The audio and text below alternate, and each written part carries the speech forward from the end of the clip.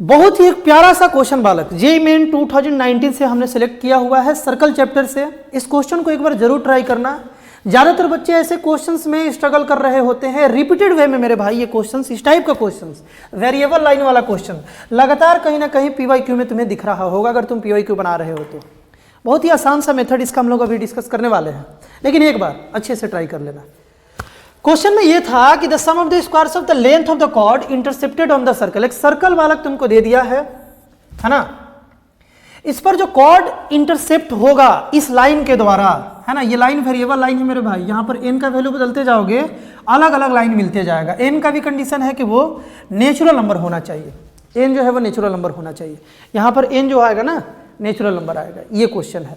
तो ये जो अलग अलग लाइन आएगा वो सारे अलग अलग लाइन इस सर्कल पर अलग अलग कॉर्ड बनाएगा। उन सारे कॉर्ड का जो लेंथ है उसके स्क्वायर का सम तुम्हें बताना है कि इनमें से कौन सा ऑप्शन आएगा।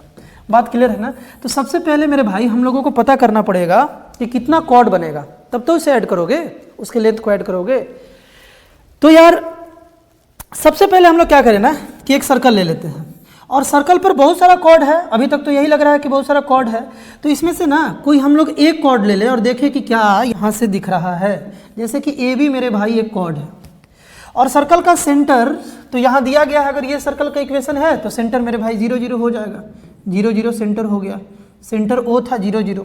अच्छा, इस सेंटर से अगर इस कॉर्ड पर एक परपेंडिकुलर डाल दे और इसको बोल दे मेरे भाई पी, कोई दिक्कत नहीं है, ये परपेंडिकुलर पी है, और रेडियस को यहाँ पर मिला देते हैं। रेडियस जो है मेरे भाई वो है 4, 16 था ना, तो 4 का स्क्वायर यानी कि 4 इसका रेडियस आ गया। यहाँ तक तो बात क्लियर होगा।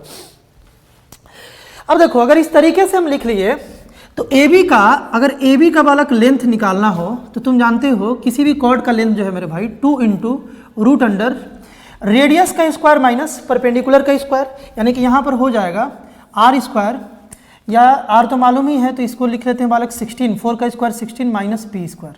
ये बात क्लियर है क्या तुमको? ये ए बी का लेंथ आ जाएगा इस सीन के अनुसार, इस सिचुएशन के अनुसार ए बी का बालक ये लेंथ आ जाएगा।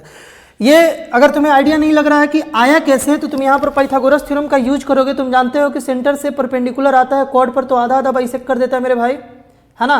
तो इस ट्रायंगल पर अगर पाइथागोरस थ्योरम का यूज करो तो BC का लेंथ निकल जाएगा, और इसी को ये दोनों को डबल करोगे तो कुछ ऐसा फॉर्मूला आएगा। तुम करके देख लेना, छोटा बात है, ये तुम कर लोगे। तो AB का लेंथ मेरे भाई ये आ गया है, क्लियर है ना। अच्छा, दूसरी बात एक और है, ध्यान से सुनना, एकदम ध्यान से सुनना, यही मेन बात है। कॉर्ड बनने का कंडीशन ये है कि ये जो परपेंडिकुलर डिस्टेंस है ये हमेशा r से छोटा होना चाहिए, है ना।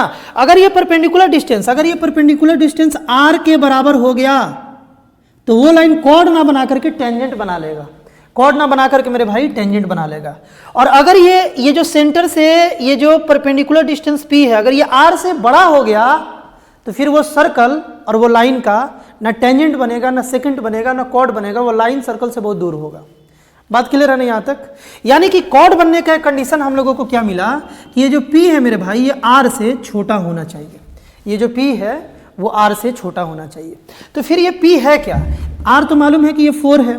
P क्या है मेरे भाई? P कैसे निकाले? P मतलब क्या? सेंटर से मतलब कि 0 0 पॉइंट से इस लाइन का परपेंडिकुलर डिस्टेंस है।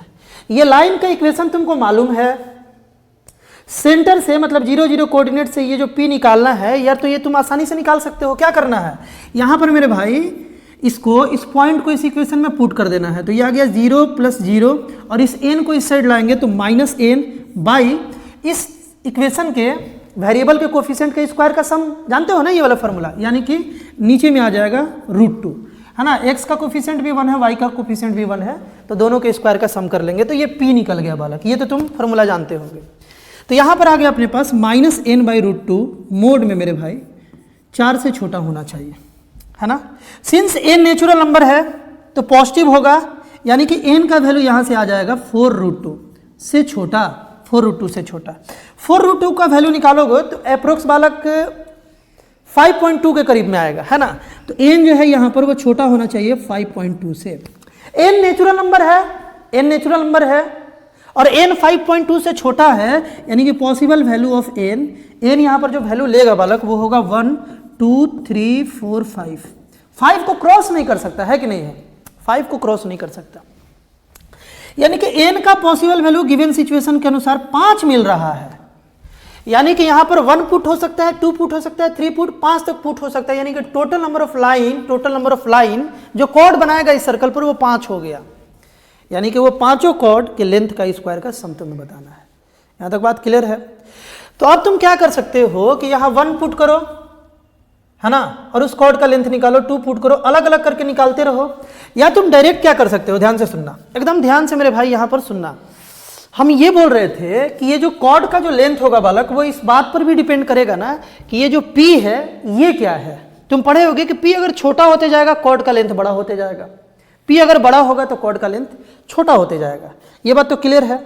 खैर उतना भी नहीं सोचना तुम्हें, तुम बस इतना दिमाग लगाओ कि यार ये जो टेंजेंट का लेंथ है, AB का जो लेंथ है, वैसे तो इसका स्क्वायर का सम निकालना था, दोनों साइड स्क्वायर कर लिया जाए तो 2 का स्क्वायर मेरे भाई 4 आ गया, और इंटू यहाँ पर इसका स्क्वायर रूट हट जाएगा, 16 माइनस P स्क्वायर आ जाएगा। ये डेटा अपने को मिला। ठीक है यहाँ तक? अच्छा एक बात बताओ कि P का जो वैल्यू है, P का वैल्यू ये था, मतलब ये था, P स्क्वायर निकालेंगे तो n/2 बन जाएगा, n स्क्वायर बाई 2 बन जाएगा। तो यहाँ पर अगर हम लोग P को हटा करके, देखो P को हटा करके P स्क्वायर को अगर n स्क्वायर बाई 2 लिख ले तो क्या दिक्कत है? एक ही बात है। अब n का वैल्यू अलग अलग पुट करते जाओगे 1 से लेकर के 5 तक, अलग अलग कॉर्ड के लेंथ का स्क्वायर तुमको मिलते जाएगा और सबको जोड़ना होगा। तो या तो तुम अलग अलग जोड़ दो या तुम डायरेक्ट समेशन का यूज कर लो, है ना। अगर तुम सिग्मा पढ़े हो तो उसका यार यूज कर सकते हो, चाहे अलग अलग जोड़ सकते हो, आंसर सेम आएगा। तो अगर समेशन का यूज कर लिया जाए, इस पर समेशन लगा दिया जाए, तो अपने पास क्या आ गया मेरे भाई? अपने पास आ गया n इज इक्वल टू 1 से लेकर के 5, है ना। n का वैल्यू 1 से 5 है, और ये है 4 इंटू 16 है, और फिर माइनस में 4 इंटू n स्क्वायर बाई 2 है। क्लियर है? तो ये तो मेरे भाई कैंसिल होकर के 2 बन गया। अलग अलग समेशन लगा दे तो n इज इक्वल टू बालक 1 है ना। समेशन का वैल्यू थोड़ा सा इसको और नीचे कर ले क्या, 1 सेकेंड बालक, 1 सेकेंड, यहाँ पर ना इसको थोड़ा सा और नीचे लिख लेते हैं। n इज इक्वल टू 1 से लेकर के 5 है, यहाँ पर 4 को अलग कर लिया जाए, है ना। 4 इंटू 16, 64 बालक 5 बार, खैर यहाँ पर 16 लिख लेते हैं। देखो यहाँ पर 16 आ गया, 4 को अलग कर लिए, और माइनस यहाँ पर देखो 2 को साइड कर लिए, और यहाँ पर आ गया n स्क्वायर। अब देखो 16 को 5 बार ऐड करना है, n इज इक्वल टू 1 2 3 4 5 यानी 5 बार ऐड करना है, तो 80 देगा, यानी कि 4 इंटू यहाँ पर 80 हो गया। इसको सॉल्व किया तो 4 इंटू 80 हो गया, और माइनस इसको सॉल्व किया जाए। अब इसको कैसे किया जाए? n इज इक्वल टू यहाँ भी मेरे भाई 1 से लेकर के 5 तक है, या तो 1 2 3 4 5 पुट करो, और या डायरेक्ट कर दो कि n स्क्वायर का एक्सपेंशन लिख दो और उसमें 5 पुट कर दो। एक ही बात है। n स्क्वायर का एक्सपेंशन तुम पढ़े होगे, n स्क्वायर का बालक तुम एक्सपेंशन पढ़े होगे, 2 इंटू यहाँ पर हो जाएगा n इंटू n प्लस 1, है ना, इंटू 2n प्लस 1 बाई 6। तुमको अब कुछ नहीं करना, तुमको बालक अब कुछ नहीं करना, बस यहाँ पर 5 पुट कर दो, क्योंकि n जो है 1 से लेकर के 5, अपर लिमिट 5 है, बस यहाँ 5 पुट कर दो, आंसर आ जाएगा। इसका वैल्यू 320 हो गया मेरे भाई, माइनस 2 इंटू यहाँ पर 5 पुट किए तो 5 इंटू ये 5 प्लस 1 6 इंटू ये बालक 11 बन गया बाई 6, 6 से 6 कैंसल, 11 5 जा 55, और 55 इंटू 2 110 आ गया, यानी कि 320 माइनस 110 यानी कि 210 इसका जो है बालक वो राइट आंसर था। 210 जो है ना वो इसका राइट आंसर था। आई होप अच्छे से बालक इस बात को तुम समझ पाए होगे। इसका जो राइट आंसर था वो ऑप्शन नंबर ए था, है ना। समेशन का यूज करके ये इस क्वेश्चन को आसानी से मतलब जल्दी बनाया जा सकता था। बाकी अगर ये सब तुम्हें ना मालूम हो, कोई बच्चा भूल गया हो, तो यहाँ 1 2 3 4 5 पुट करके अलग अलग ऐड भी कर सकते हो। थोड़ा टाइम टेकिंग होगा लेकिन बन जाएगा। तो आई होप बालक इस क्वेश्चन का भी कॉन्सेप्ट अच्छे से तुम्हें समझ में आया होगा, है ना। रिपीटेड वे में पूछा जा रहा है तो इस क्वेश्चन को जरूर एक बार रिवाइज कर लेना अच्छे से, है ना। इस टाइप का बहुत सारा कंटेंट मेरे भाई तुम्हारे लिए, तुम्हारे जेईई मेंस एडवांस के सफ़र को आसान बनाने के लिए बालक लगातार इस चैनल पर कंटेंट अपलोड हो रहा है। एक बार चैनल को जरूर विजिट करना। मिलते हैं हम लोग नेक्स्ट वीडियो में।